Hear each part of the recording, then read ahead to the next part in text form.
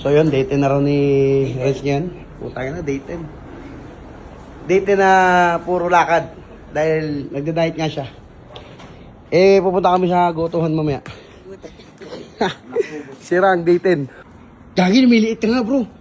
Lumiliit ka. Papawis kami, papawis.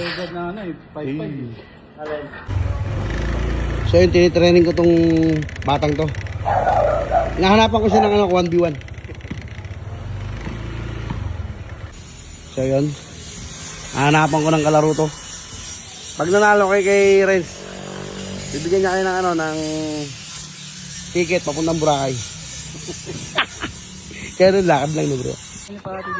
Ayun, sinisimulan niya na. Grabe, ang layo ng iniikot niya. Ayun o, Balintawak hanggang Moa. Ayun o, tangin na. Seryoso na ba yan bro? Lagi na seryoso. Seryoso na yung kaibigan natin. Unang lakad yun po. Mga binti. Pinipuligat. Nakalawang ikot lang yun. Sakit ng binti. Tangan ang huli. Ilang ikot na? Ngayon, pang 10 araw niya ngayon. Pero bawat ikot niya minsan 5, 6. Pag kinakaya niya. Ngayon mga boss, kung nakikita niyo si parang Renz. Ayan o. Talagang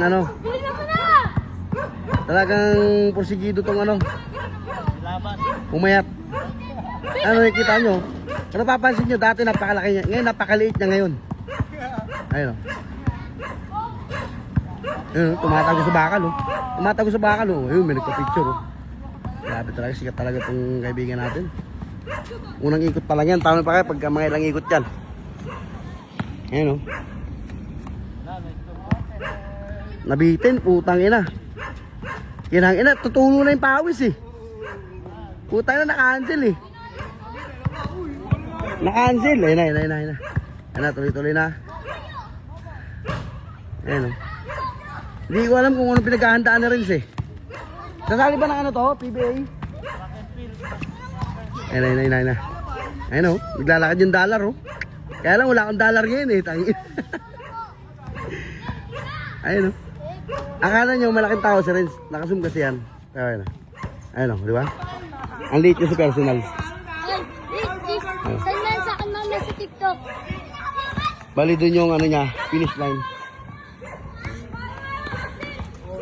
Gago, lumawala sa agad pawis mo bro.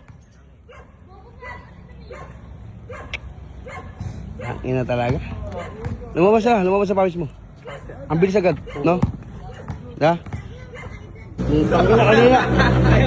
Kanina naglalakad ka. 10 days?